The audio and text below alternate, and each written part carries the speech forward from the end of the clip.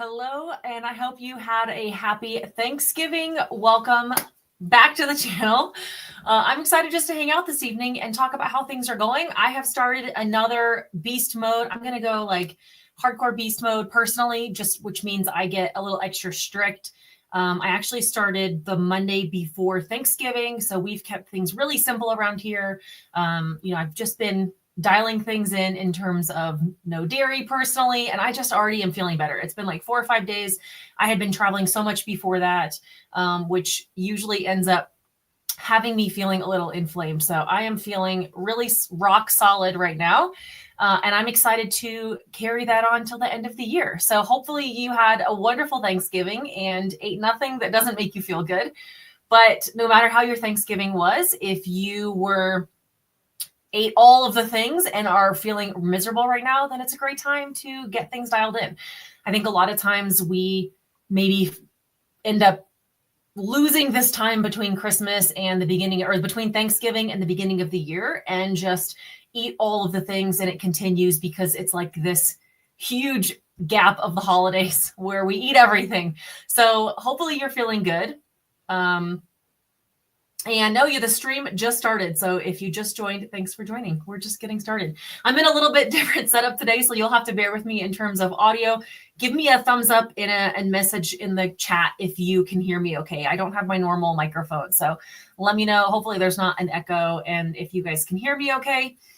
But I'm super pumped just to hang out. I think that honestly, even if you're planning on eating some extra treats on Christmas, or even if you did on Thanksgiving, what a great time to just focus on eating foods that make you feel best for the next month. We have a month until Christmas, and then by the time January rolls around, rather than feeling like you're having to restart all of your plans, trust me, I have in past years gained a lot of weight between Thanksgiving and Christmas. It is possible to just really pack on the pounds and set yourself back even farther. So even if you plan to have a very traditional Christmas that includes carbs and things, you certainly will put yourself several steps ahead if you take steps now to cut out a lot of the sugar and the processed foods and the carbs from your diet. So if we can chat about that this evening. I can answer any questions that you have. I'm excited just to hang out and hopefully encourage you a little bit into making better choices. I have always just done this, like, I'm going to wait till Monday. I'm going to wait till the first of the month. I'm going to wait till New Year's. And you know what? Tomorrow is a Sunday and it's December 1st. It's a great day to set some new goals and to just take care of your health in the meantime. So yeah, I see already several friends from my locals community. I see Veebs, I see Christy. There we go, ready to kick November's butt. Christy's going beast mode. She has some serious goals that she is trying to hit for January 1st. So I know she is going all in right now, and I'm super proud of her. What did you make for Thanksgiving? You know what? We just had steaks and some Iberico pork from Campo Grande, mainly because I had already made a turkey for the video that I did on here. We kind of were a little turkeyed out. And we also left Thanksgiving morning and came up to this cabin for the long weekend just to hang out and have a little slow time as a family. So we didn't do like a whole big traditional thing. I brought a couple of little sides for the kids, but mostly we just grilled everything. And it was nice and simple and relaxing, and it was wonderful. It's actually been a lot of years since we've cooked a turkey on Thanksgiving, normally because I'm cooking turkey for some other reason before then. For several years, we went to Fogo de Chao on Thanksgiving, which has become like a really fun family tradition where they do the all-you-can-eat Brazilian steakhouse.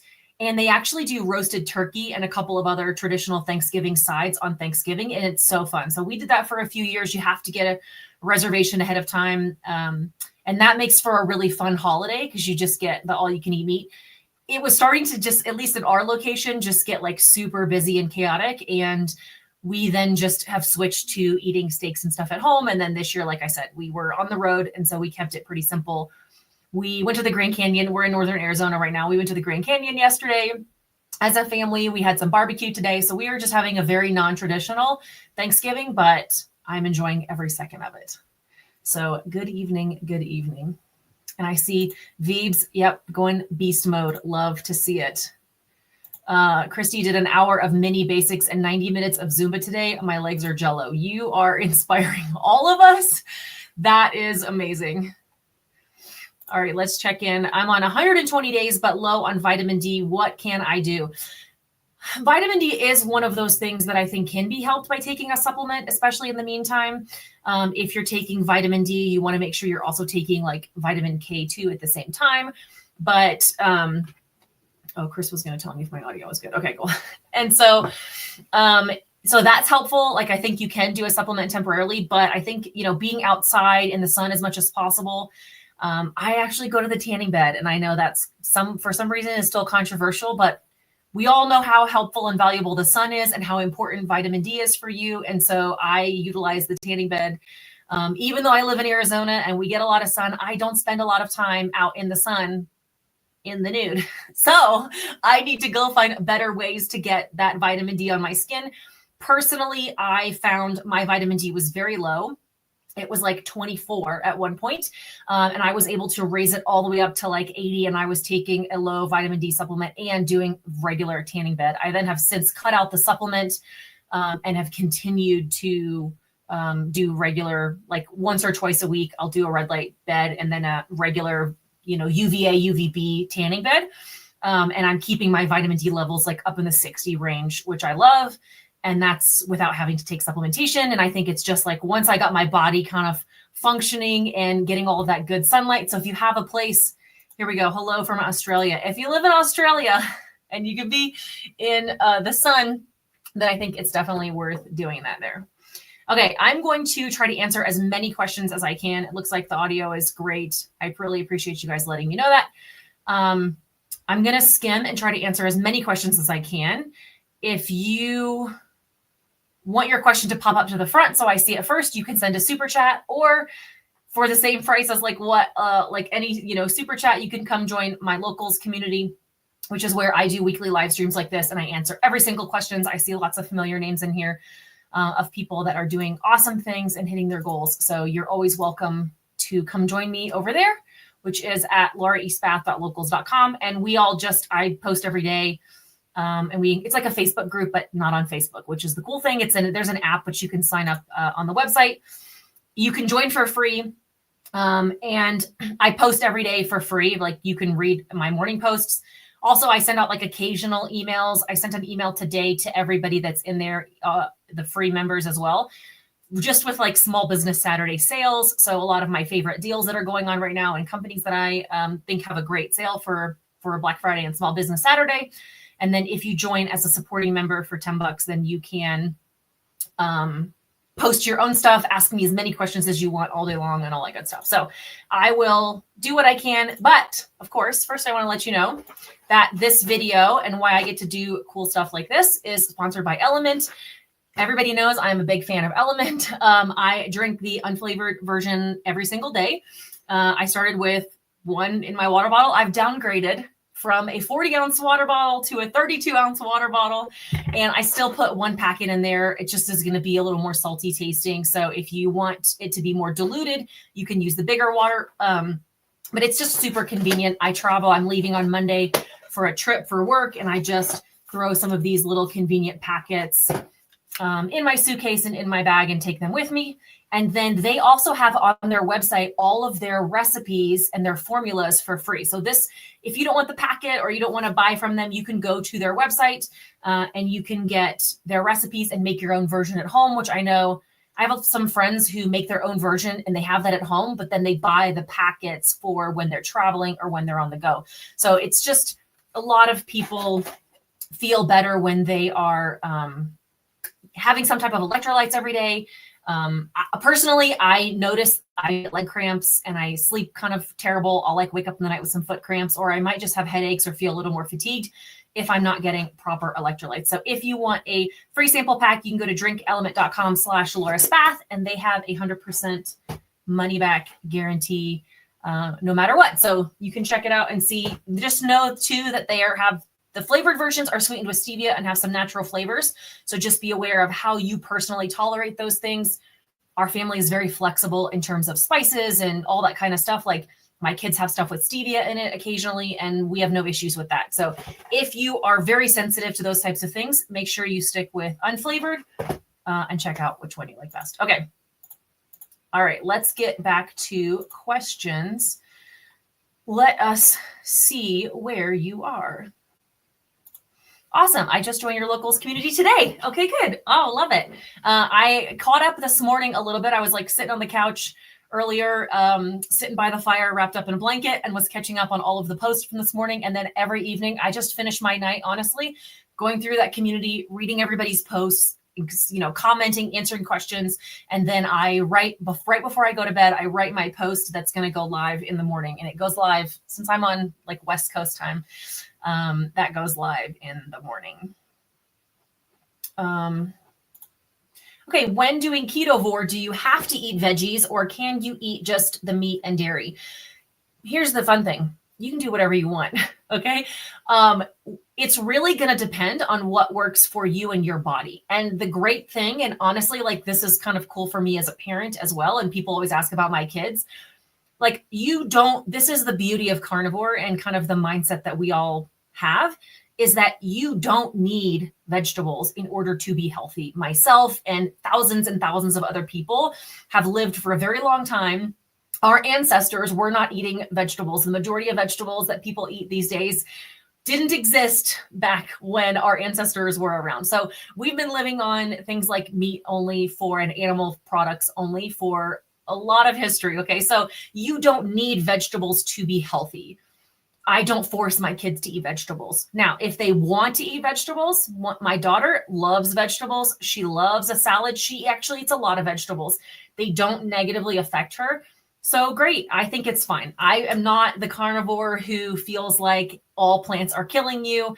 So I'm comfortable with my kids eating vegetables, and I don't think those vegetables are killing them. Okay. But I don't think they need it to be healthy. So my son does not like most vegetables. He doesn't eat them. And I'm not worried about his health. He's a really healthy, active, growing kid and eats a lot of variety of things, but I don't feel like he needs vegetables. And just since I said my kids are not strict carnivore, I'm always very clear about that. But that's how it is. If you like vegetables and you want to eat vegetables and they don't negatively impact your health, I think you can eat vegetables. They just really negatively affect my gut, my digestive system. They make my joints swell. I have a lot of digestive issues and regularity issues when I'm eating vegetables. And so I really just feel better eating them out or leaving them out. So if you're doing keto or carnivore or ketovore, like you can eat whatever you want. It kind of just depends on like how that food affects you and how you feel and all of that. So love hearing that.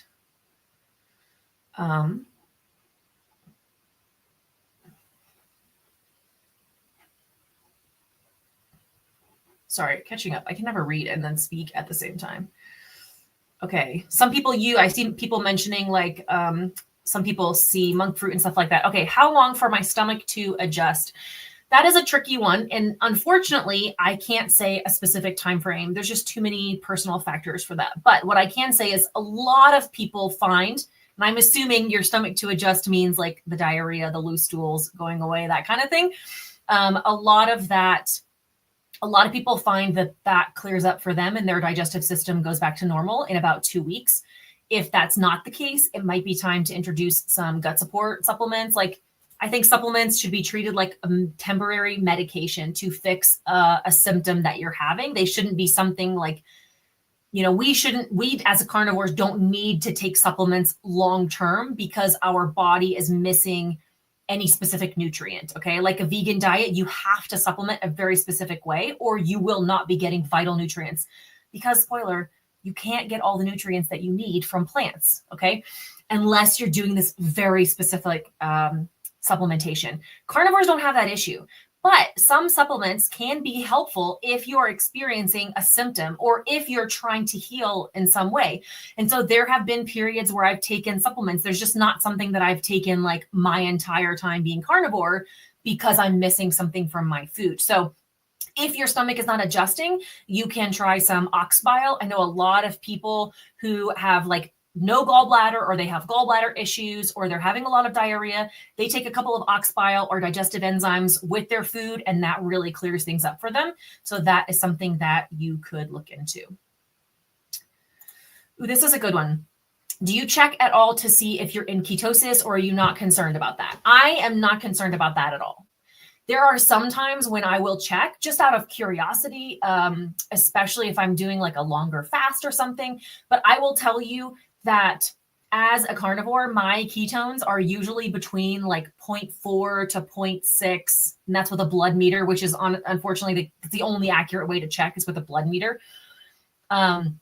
My ketones are kind of like pretty low. My glucose is in the mid 90s, usually in the mornings, the low 90s, maybe high 80s. And my ketones are maybe 0.4, 0.5. And that's if I'm eating like 2 meals a day with a good amount of protein. That technically is not in ketosis according to like GKI ratios, if that's what you're looking at, or a lot of the ratios that you have. I am not concerned about that in the slightest, okay? The only time my ketones tend to go up over 1 point whatever or above a 1 is if I am fasting for like when I hit that 36-hour fasted mark, my ketones tend to skyrocket to 1, 1.5, and that kind of thing if I'm end up doing a 48-hour fast, which I really don't do those much anymore.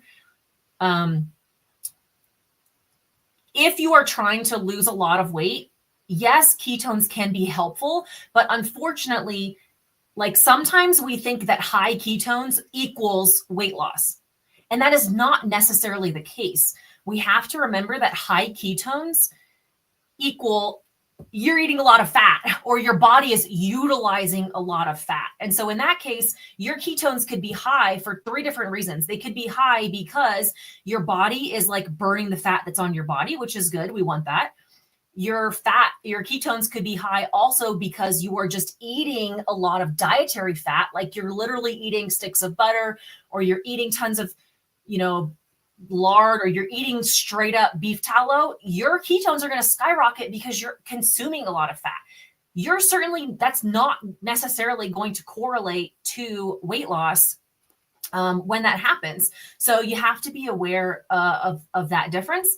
And then also, like, if you're just under eating protein in general, or if your body is, I don't want to say starving, but like if you're under eating, or for me, if I'm fasting for an extended period of time, that's when my ketones will skyrocket as well. So I think sometimes we get a little obsessed with, if I have high ketones, it must mean I'm losing weight. It can be helpful information, but it's not a direct correlation. And a lot of times, if you are not fasting and your ketones are really high, I personally would be concerned that you're under eating protein. Because if you're really under eating protein and you're really eating a high volume of fat, your ketones are going to be really high. And it may not mean you're losing weight because you're just eating a lot of fat. And also my concern would be that you are under eating protein, which is vital for maintaining muscle health and bone health and like all the good functions and stuff that we have. So that would be my thought. Thank you so much, Faye, for the super chat. What are your thoughts on taking mushroom coffee and collagen on a carnivore diet? Okay, so a purist would say mushroom coffee is not carnivore. You can't have, you can't. Okay, technically it's not carnivore. Now, does it matter? I don't know. Probably not for a lot of people, unless you're very sick and have a lot of issues, autoimmune conditions. Like if you are very, very sick, having something like a mushroom coffee may be something that causes you a flare. I don't know personally. I've never seen the ingredients on that type of stuff. If the ingredients are literally just mushrooms, or if there's, I'd watch out for like carbs and stuff in that. As far as collagen, if you are eating enough collagen, you probably don't need to take another collagen supplement. However, think about things like, are you eating things from the bone, meat from the bone, things with gristle, things with collagen in it? Are you having chicken wings directly from the bone? Are you eating beef ribs that have all that good collagen? New York strips have a big piece of collagen in there. I had pork ribs today. There's a lot of good collagen around the bone. If you're not eating meat from a bone or a New York strip or something on a regular basis, and you're living a lot on like boneless, skinless chicken breasts, ground beef, eggs. Like there's not a ton of collagen in that. And if you're finding that your hair's not healthy, your skin's not healthy, your nails are brittle, that can be something that can be really helpful to add a collagen supplement. I would kind of just go based on how you feel and your symptoms. But again, if you're feeling good and you're eating lots of things with collagen in it, you wouldn't necessarily need to add any extra in on top of that. And then the mushroom coffee, like, I think if you're feeling really good, I have a video that's called Can I Eat Blank? And this is what I would ask myself with the mushroom coffee. And in that video, I give you no specific answers on what you can eat. Okay, spoiler. All I say is that you need to ask yourself, with everything that you're asking, can I eat it? You need to ask yourself 2 questions. And that is, does this food negatively affect me? So is the mushroom coffee causing you to have headaches? Is it causing you inflammation? Is it causing you gut issues? Like, does this food negatively affect me physically? And then, does this food help me reach my goals? Meaning, is this mushroom coffee making you have a half a cup of cream and it's making you put on weight? Is whatever that food is that you're eating causing you to eat sweets and other things? Like, some people, if they have something with stevia in it, it's going to mentally trigger their brain to want a sweet taste. And then that kind of makes them go off the rails. That means you shouldn't be eating that, while other people have no negative reactions or no triggers to those things. So that would be my approach for the mushroom coffee. If you're kind of stuck in hitting your goals and you're not doing so well and something for you is not healing, you could try cutting it out and see how you feel without it. But I'm not going to be this like perfect purist and say, that's not carnivore, you can't have it. Like, technically, it's not carnivore because it's not an animal product. But also, let me say this too. Just because something is carnivore doesn't mean that that's good for you. I mentioned something about dairy earlier, and a lot of people were saying like, oh, I got to cut the dairy out. Like, I still have some amounts of dairy. I'll never cut out all dairy forever, but I am having to take a break from cheese right now because I was overeating it, and it just makes me not feel my best if I have too much. A lot of people cannot have heavy cream or cheese whatsoever. And even though that might technically be carnivore, or, I mean, it's debatable whether or not honey is considered carnivore or not. I would say it's not. But, all of these things, like, technically, some people have a negative reaction to pork. Just because something is technically carnivore of having a piece of pork doesn't mean that you personally can or can't have it. Those are all things that you kind of have to ask for yourself personally. But I always err on the side of like, how is this affecting you? Like, if you're good, I'm good. Like, I don't care what you do. And kind of just to throw back to my locals group, like, I had somebody join the other day and say that they joined this group because they're not 100% strict carnivore. And they're like, I was in another group and they're doing this like strict carnivore thing. And kind of that was the only way to be supported there. So I think everybody needs to figure out, you got to do what works for you. And this is our normal lives. We are regular, normal people, and we have to make it through. And if I give you an arbitrary set of rules that you have to follow, if you can't stick to that because it's not fun for you, it doesn't work for your life, and it's just not something that like you can keep up with in your everyday busy life, you're not going to keep up with it. And the most important thing is just not that we follow some arbitrary list of rules, but that we are doing our best to be healthy and live wonderful, healthy, active lives with the people that we love. Like, we have to remember that that's our goal. And I think trying to figure out what are those things that you can and can't have is the nuance that everybody has to do individually. But that's not something that I can give you. Like, I can't give you a list of rules that you follow. It's also why, I don't do these types of protocols or challenges. Like, any type of challenge or thing that we do together as a group is me saying, hey, you need to set some goals that are specific for you, but let's all just set goals together and then everybody share what your goals are. And those might be the same, but they're also very different for other people. What is a good protein goal per day? That's a great question. I think, I don't think most of us want to live in this world of tracking all of the time, but I do think sometimes that we push aside tracking benefits. This is too loud. Tell me. I'm going to turn this heater off. Sorry. So hopefully that's not too loud for you guys. I think sometimes we push aside tracking, and I think the negative, I mean, because it's annoying, but the negative to that is the fact that we might be under eating. And it's actually very common to be under eating on carnivore because the food is so satisfying. And you're just not ravenously hungry all the time. I had somebody, like, I don't know if you guys saw this. Somebody made like a hate video about carnivore and used a lot of my clips for it. This guy who looks like he's not quite healthy, made a video like commenting, like showing my videos and then like having a lot of people comments about them. And I had said in that video that I fasted until noon. And he's like, this girl is starving herself and she's torturing herself in order to be thin. Like, if anybody intermittent fasts on a regular basis, you know that we are just not hungry. Like, I am not sitting here going, when can I eat? When can I eat? More than anything, I'm going, oh, it's lunchtime. I should probably eat something. Or especially, I have to almost force myself to eat dinner every night because if I have a big lunch, I'm just not hungry for dinner. And so I just need to, remind myself that like, hey, you probably haven't eaten enough for the day. So you got to have an extra meal and have some dinner. So back up to what's a good protein goal for the day.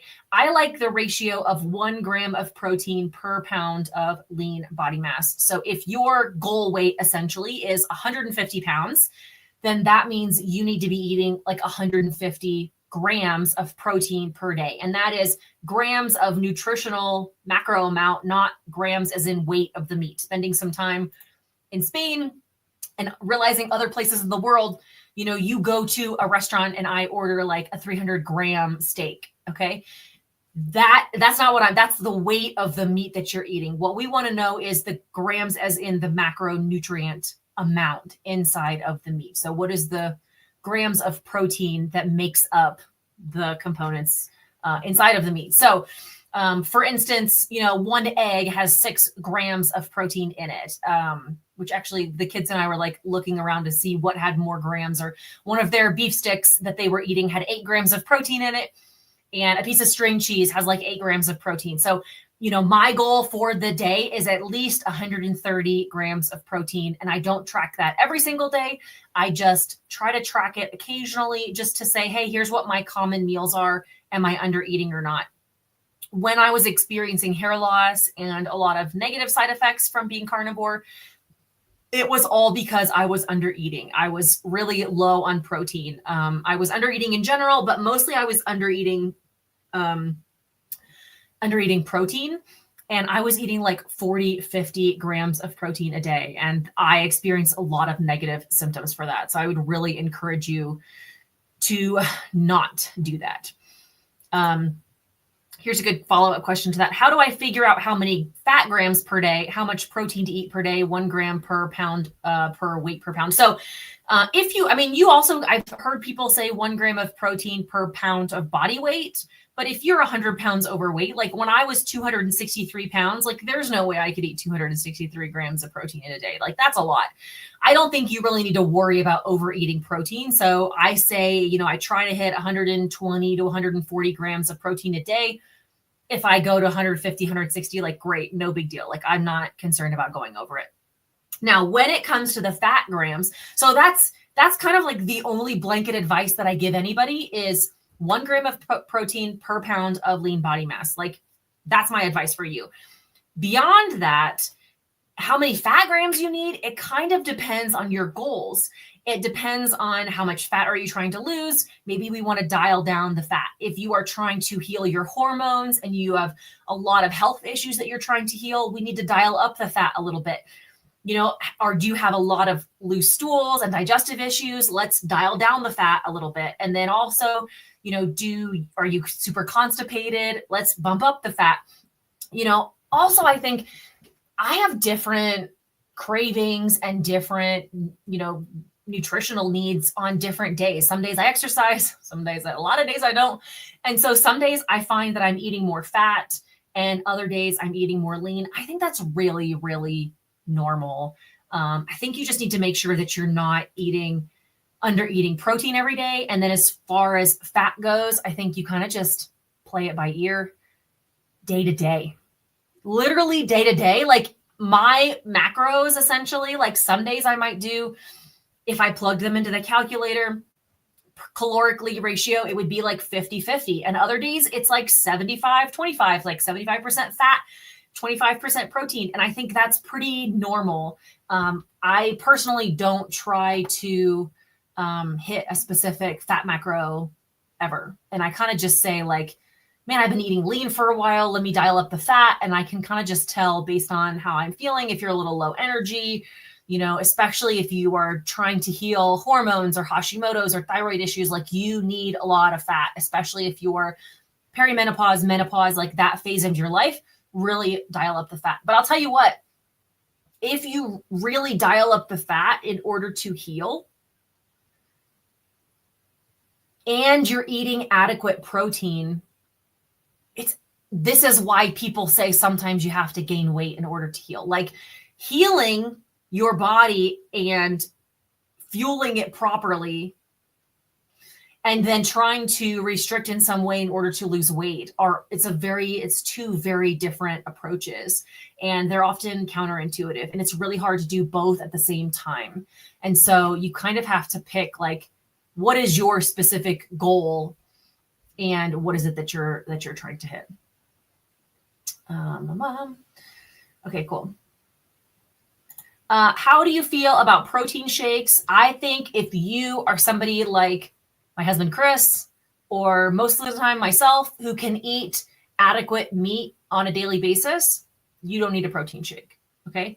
I think if you can have 2 to 3, like in your 2 meals or 3 meals, whatever is right for you, if you're hitting 120 grams of 1 gram of protein per pound of lean body mass, if you're hitting your protein goals and you're not like only eating 1,000 calories, like if your body is getting proper fuel from meat specifically, you don't need a protein shake.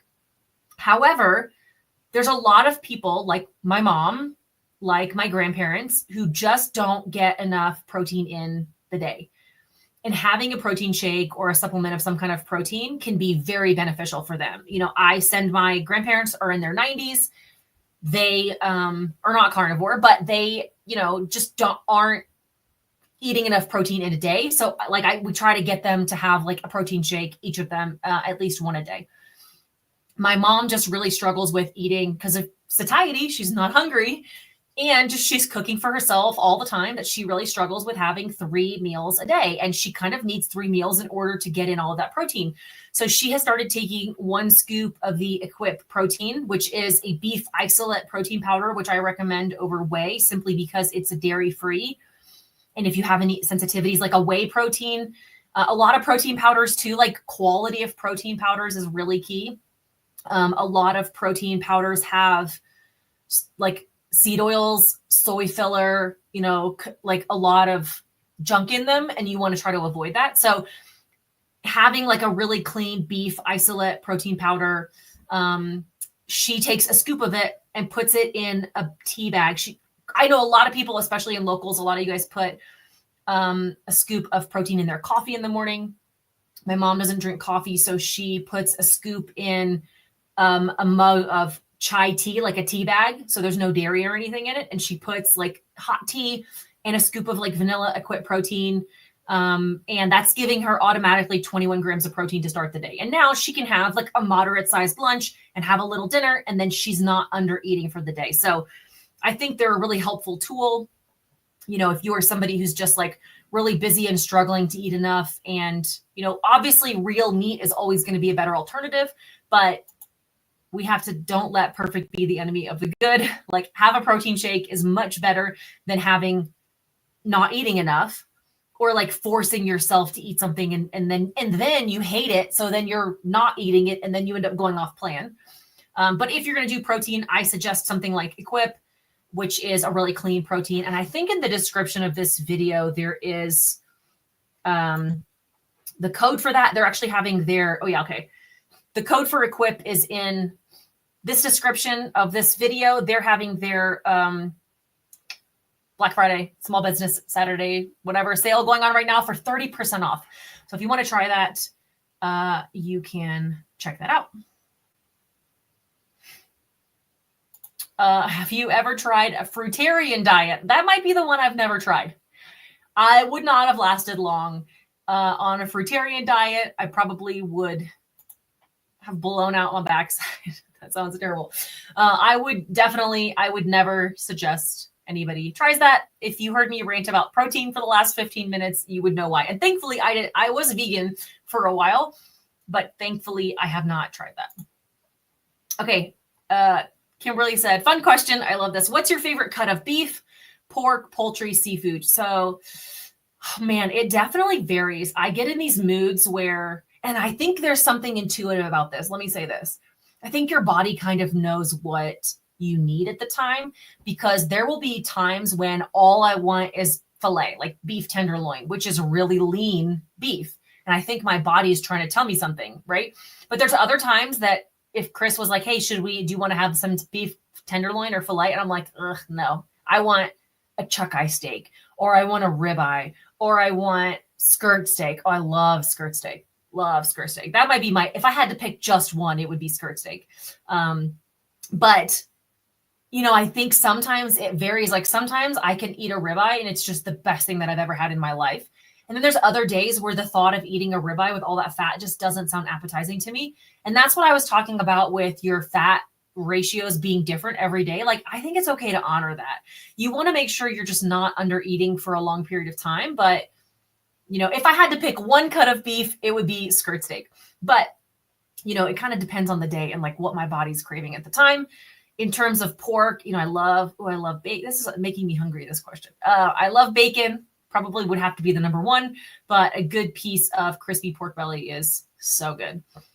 Poultry, I never get sick of chicken wings. And I'll tell you what, anytime that I'm just like, ugh, carnivore, really, I have to eat, I'm doing this still, like, ugh. If you get sick of meat and you feel like tired of like I don't want to eat another steak, like that sounds crazy, or I don't want to eat more ground beef. I'll tell you what, chicken wings just for me feels like a cheat. It feels like junk food. It feels like, back in the day food. And so chicken wings, I definitely couldn't go without. And they are kind of like a good mental break for me if I'm feeling in a rut.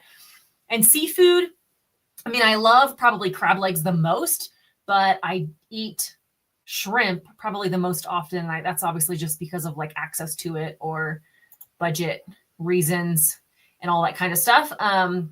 I'm not a fish eater in general. Like, I think I grew up in the Midwest. I just didn't grow up with fish. I don't eat salmon or any white fish. I just don't eat fish. I love a shellfish, but that's I should probably eat fish. But I don't. Okay. Have you ever heard of Premier protein shakes? 1 gram of sugar, delicious. Have you ever heard of it? Full of vitamins. So this is an example of don't let perfect be the enemy of the good. Okay.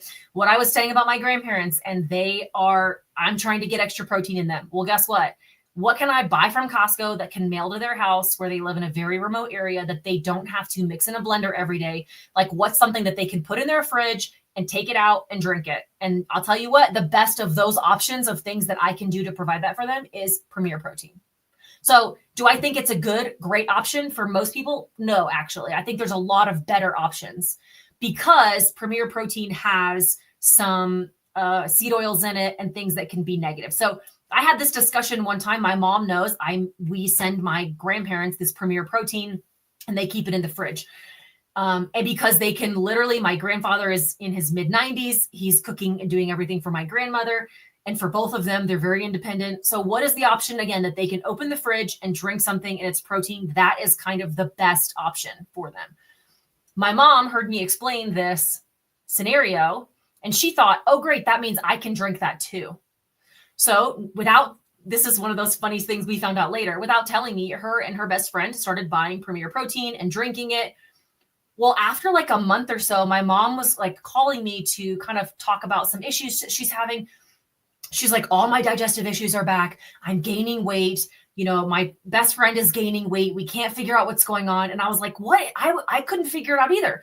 And she's like, I have this protein shake every day. It's great. Well, I had previously sent her some Equip protein. And so when she kept telling me I'm having this protein shake every day, I assumed that it was the Equip protein, a very clean protein that she was eating.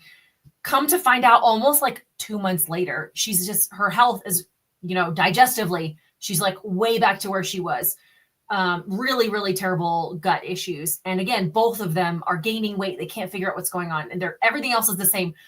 Through accident, she said something about how she was drinking the Premier protein. And I was like, what are you talking about? I thought you were having Equip protein this whole time. And through the grapevine, she's like, well, my parents are drinking these Premier proteins and you said it was a good option for them. And I was like, it is. It's a good option for them in their circumstances. Again, they're not carnivore. Like, we're just trying to find any way at all to get protein in them. It's not a good option for my mom, who is capable of making her own shake, who is has the time and the ability to do that kind of stuff, who also is trying to be cleaner. She's also trying to heal a lot more things. So her and her best friend cut out the Premier protein. They went back to Equip, and both of them instantly, all their gut issues started healing. Digestive system went back to normal, and they had no issues. And then the weight loss was happening again. And it's just because some of the ingredients that are in that shake can be very inflammatory and cause issues for people. So, all of that to say, does this food negatively affect me? And is this food helping me hit my goals? It is not there are better options out there, but again, you have to do what it is sustainable for you in your life. I just know that that specific brand for my mom, it did not help her physically. Like, it was negatively affecting her. And the minute she switched back to something cleaner, she started having no more issues. So you have to kind of be aware of that. But again, for my grandparents, don't let perfect be the enemy of the good. Like, you got to do the best that you can. So that would be my suggestion. There you go. More than anything, you got to figure out what works for you. Oh yeah, I don't even know how to block people in now. We're going to put this person in timeout. That's weird comments. Okay.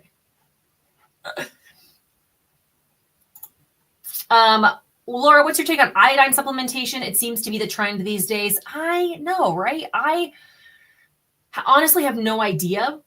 I don't supplement with iodine. I never have, and my iodine is fine.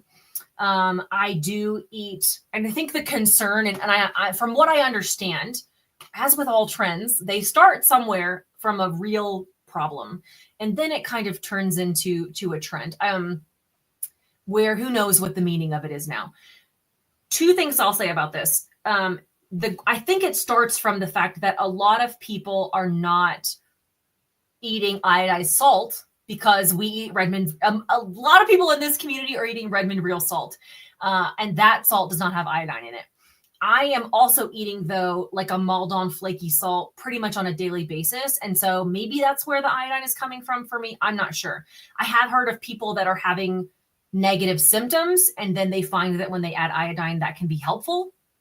And then I will say, like, somebody that I trust as like a valuable resource is Nutrition with Judy. And she talks about the fact that you can't over supplement iodine. Like, it's not going to hurt you if you take a bunch of iodine supplements and it's like too much for your body. You're just going to pee out the excess. So it doesn't hurt you to supplement with iodine. What I will say is that if you feel fine and you're great and your blood work's great, like, don't supplement iodine just because everybody else is. However, if you're finding that you're having some negative symptoms, which I don't even know what those are, maybe you guys can put in the comments, like, what are the symptoms that low iodine is? I think maybe like breast tenderness I've heard before. I'm not sure. But if you are experiencing symptoms that would be contributed to low iodine, it can't hurt to try supplementing iodine. Again, you're not going to overdo it. There are some like tests that you can take where you put like iodine on your skin and you see how quickly does your body absorb it. And then beyond that, I think that'll help you know, like, if you need to supplement it or not, but kind of just have to figure out what it is. Is it a trend? I started supplementing iodine years ago and have done it off and on, also a Redmond user. I think when people say it's a trend, it's because there's been a bunch of people making videos about it, which I don't really pay attention to a lot of that stuff. So I'm not really sure. I just think it's being talked about more as a necessary supplement lately. But I would just take it, maybe you're having if you're having any type of negative issues, then kind of go from there. It is talked about a lot. And again, if all you're eating is Redmonds and you're having negative symptoms, it can't hurt you. I'll put this mind at ease. Like, it can't hurt. I actually got caught up in it too, where I was like, everybody's talking about iodine. So I bought some iodine and then I started and I lost interest in like a week and forgot about it. And then noticed any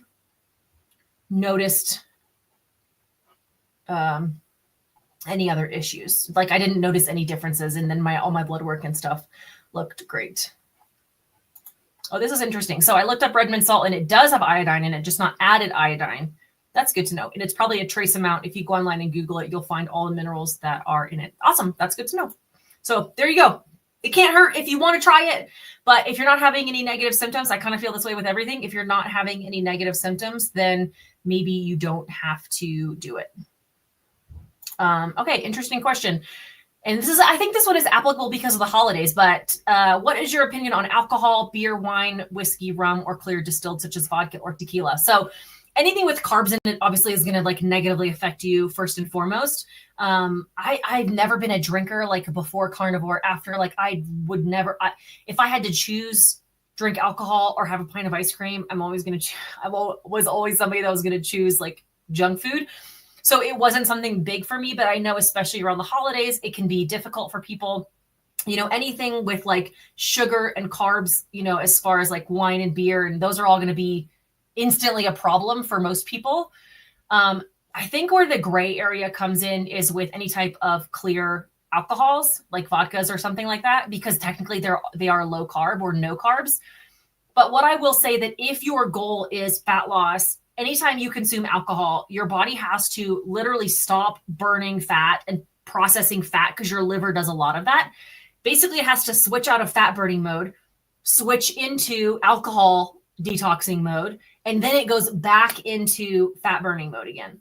So if weight loss is your goal and you are regularly consuming something like zero carb vodka sodas or vodka diet sodas or something, just because it's zero carb doesn't mean it's not going to slow down your weight loss. I have found that very personally, specifically true. Again, I don't drink much.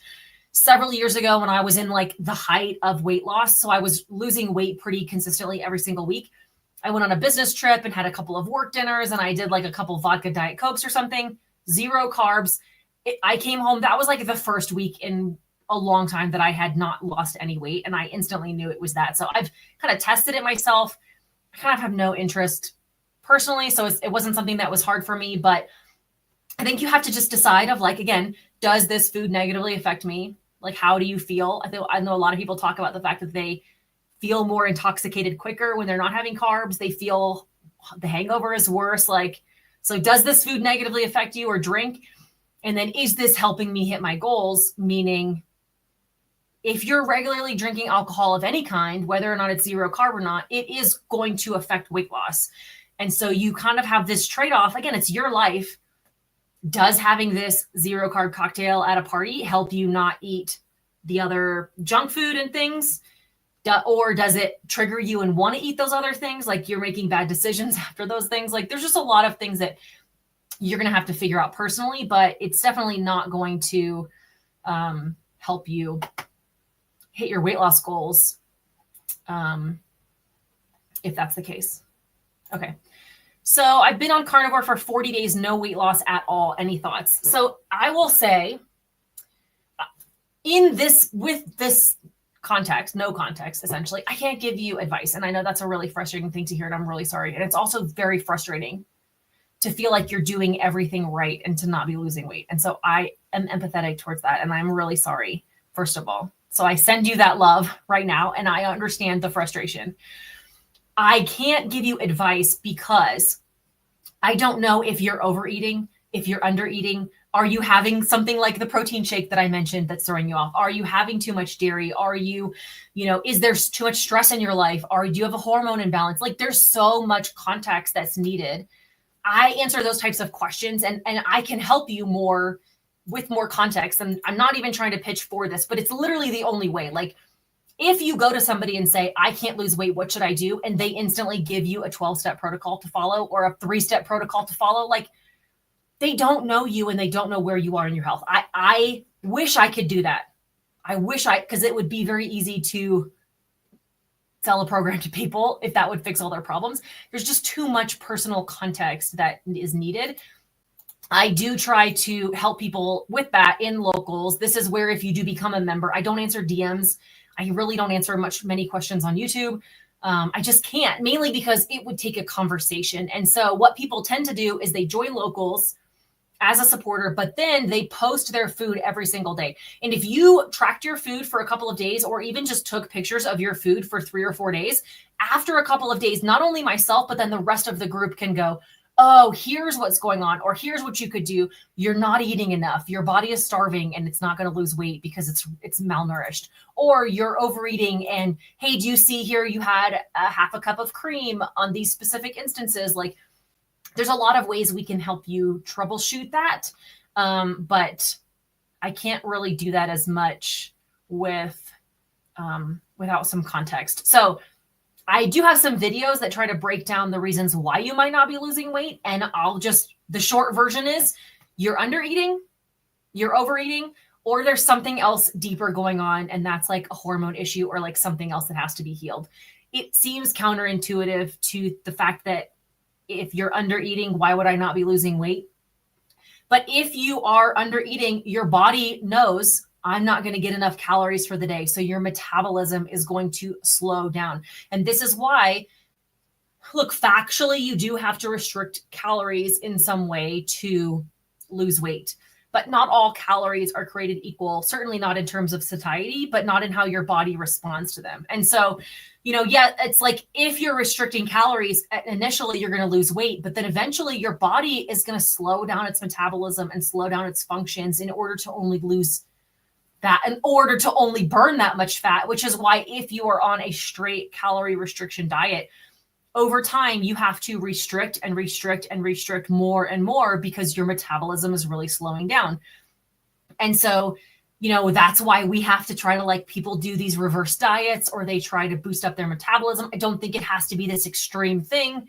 You shouldn't, if you're eating 1,000 calories a day, you shouldn't bump up to 3,000 calories a day. Like, I think that kind of wrecks your body.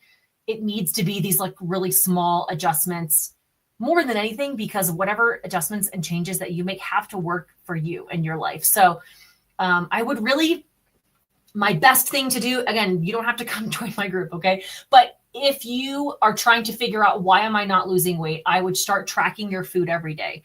And like with this, if I started tracking my food in terms, like sometimes when I was having weight gain or weight loss issues, the minute you start tracking literally everything you put in your mouth, by the end of the day, you're like, oh, I had 5 pieces of string cheese today. Like there's 500 extra calories that I just randomly grazed throughout the day that I didn't realize, or man, I didn't realize how much heavy cream I'm using, or holy cow, I didn't realize I'm only eating 800 calories a day. If you're having one meal a day and it's like a big meal of bacon and eggs, I think it's like, I've done the math before, so I might be wrong, but I think it's like if you eat 4 eggs and a bunch of strips of bacon, that's like 800 calories. And that I would be stuffed eating that much, and probably could just have that as one meal and then not eat anything else the rest of the day. But that's like 800 calories, and your body is going to start slowing down in order to match that.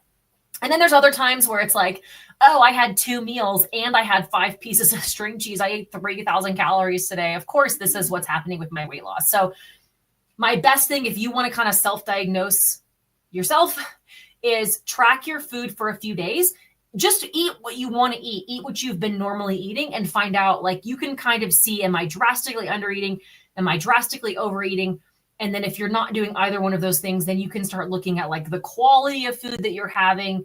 Maybe you got to cut out some of the more processed meats or cheeses, or if you're eating out a ton, maybe there's some oils and things that are negatively affecting you, or we just have to like address the root cause of your hormones or something else like that. There we go. There we go. There's Dr. Barry. Hi, Dr. Barry. Good to see you. That was fun to see you in there. So I think that is the main thing. Let me try to find what else. We got about 5 minutes left. Ooh, this is an interesting. Calories don't equal volume. That's an interesting thought as well. And that's the difference with satiety, and why, yeah, calories matter. But in terms of all calories are not created equal. I could have 800 calories of donuts and 2 hours later, I'm going to be starving again and want more food versus like I just mentioned, I could eat 800 calories of bacon and eggs and I'm going to be not hungry the rest of the day for sure. So the first and foremost that you have to do is just not be hungry anymore. That is definitely the big one. Do all Equip products have stevia? I cannot have stevia. So no, they have an unflavored protein, which the only ingredient is beef isolate protein. And I've tried it, and actually it literally just tastes like nothing, shockingly. And then they have a new flavor, so that would be the cleanest. And that's the only thing that they have that's 100% carnivore. They do have a new flavor that is sweetened with monk fruit and some coconut sugar. It is slightly higher in carbs. It's a good option. Like my daughter hates stevia also. And so I make the protein pancakes for her with this new flavor that they have, their cinnamon roll flavor. But again, for somebody like my mom, I had to message her and clarify and say, this is not a good choice for you. Okay. You are previously diabetic. You are trying to keep your weight down. You're trying to keep your sugar and your A1C down. You don't need coconut sugar and monk fruit, and it's 5 carbs per scoop. Like you don't need that. Now, my 10-year-old kid who's super active and trains jujitsu 10 hours a day, 2 hours a day, like 10 hours plus a week, she's fine having something like that. But if you really need no stevia or whatever, Equip has an unflavored protein, but just know that it literally tastes like nothing for sure. I would highly recommend Carb Manager to track to make sure you're eating enough. I agree. I think sometimes, like, do we want to track all day, all the time, all day long? No, we don't. But sometimes it can be helpful to do temporarily to diagnose for a couple of different things. Okay. Good night, Veebs. I'll talk to you tomorrow. She's in my group. Talk to you tomorrow. MyFitnessPal also does a lot of good tracking as well. And I think that's the biggest thing. It comes down to, like, if you're starting carnivore, if, the next 30 days until 25 days until Christmas, you want to try carnivore, I don't think you should be worrying about the tracking. Comes later. Like the lady that mentioned, she's 40 days in and she's not losing weight. Okay, now it's time to track a little bit and find out, like, where do we need to make a small tweak before we go jump down some big protocol change? Let's make some small tweaks, and we don't really know what tweaks we should make unless we are doing some tracking and finding out, am I undereating, am I overeating, etc. If you are new to carnivore, don't worry about tracking. Don't worry about all the stuff. You worry about eat the meat that sounds good to you. You eat when you're hungry, you eat when you're full, that kind of thing. That's how we start. And then over time, you can make adjustments based on how you're feeling. But if you're trying to just tackle 25 days of carnivore from now until Christmas to just see how you feel and to make sure that we're finishing the year strong, you just got to not be hungry is the first and foremost, most important thing. And then second of all, just eat what you can afford and eat what sounds good, and just focus on getting rid of the carbs and the sugar, and just take one step in a positive direction. And then I know, listen, January is World Carnivore Month. So maybe for the next 25 days, you don't even go carnivore. Okay. You don't have to go carnivore. Maybe from now until Christmas, you give yourself a goal of like no carbs and sugar. That's it. No carbs and sugar. I don't care what happens. I'm just going to do no carbs and sugar. And then January is kind of a really fun time because we do World Carnivore Month. Dr. Baker started that like 6 years ago. And now it's this whole big thing that I see people that are not even anywhere close to the carnivore space, and they're talking about doing World Carnivore Month in January. So maybe from now till the end of the year, you just like, your goal can be not eat all of the Christmas treats that are put in front of you and the temptations that are going to be around every single day. So baby steps from now till the end of the year, and then maybe you try hardcore carnivore in January for a month just to see how you feel. Okay, do you have any promo code for subscribing to the community? Thank you for the super chat. It is $10 a month, but I think if you do a year, they'll give you 3 months off. So if you do a full year, it's $90 instead of $120. or something around there. And then if you sign up through the website, it's actually a lot easier. So you can go to LAURAESPATH.locals.com on the website, and you can sign up there. I'm going to go actually get off of this live stream, and I'm going to go chat with everybody there and answer any questions that I've missed from the day. And then I will write my post for tomorrow morning. So that's all I got for the day. I hope you had a wonderful Thanksgiving. I hope you're feeling good. And if not, just know that you can make changes now. You can make baby step changes to just feel a little bit better by tomorrow and finish the year strong. It doesn't have to be a free-for-all from now until January 1st, okay? And if you can't commit to strict carnivore, I'm going to say this again in case you missed it. Just because you can't commit to strict carnivore from now till forever doesn't mean that you can't make better choices for your health. So I encourage you to do that. You have 25 days where you can make some really good choices and cut out the junk, and then worry about like carnivore or not come January. Okay? All right. Thanks, guys. Bye.